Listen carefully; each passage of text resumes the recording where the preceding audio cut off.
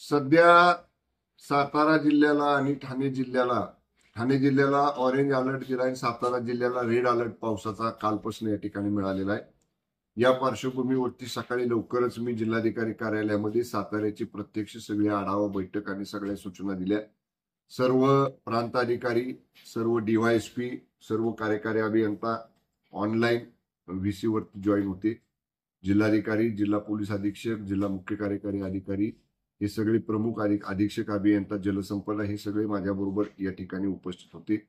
आम्ही पूर्ण सगळी खबरदारी जिल्ह्यामध्ये घेतलेली आहे.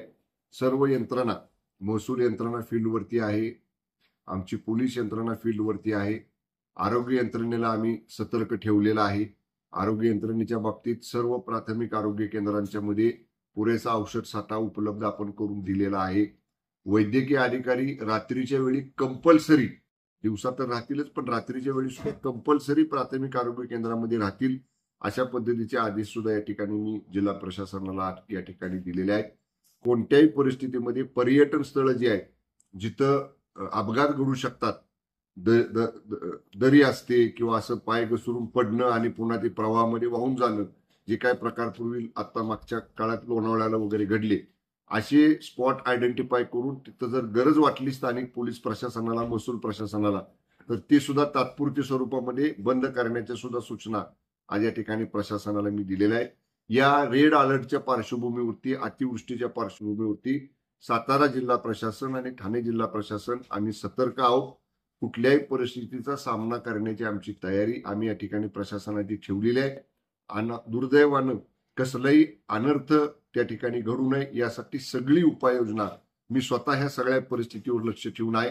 माननीय मुख्यमंत्री एकनाथजी शिंदे साहेबांनी सकाळी लवकरच सगळ्याच पालकमंत्र्यांना, मला देखील फोन केला आणि आपापल्या जिल्ह्यामध्ये सगळी खबरदारी घ्या.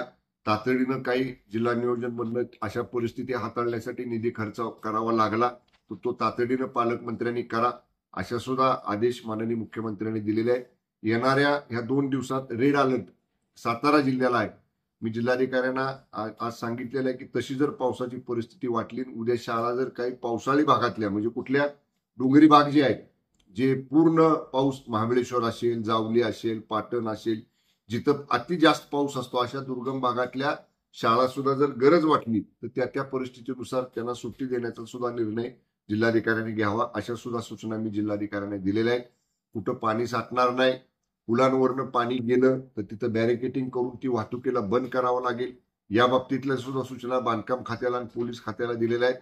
सगळी परिस्थिती नियंत्रणात ठेवण्यासाठी आम्ही 24/7 सगळेजण अलर्ट आहोत आणि जिल्हावासियांना या परिस्थितीत कुठलीही गैरसोयीचा सामना करावा लागणार नाही असं नियोजन दोन्ही जिल्ह्यांमध्ये आम्ही केलेलं आहे.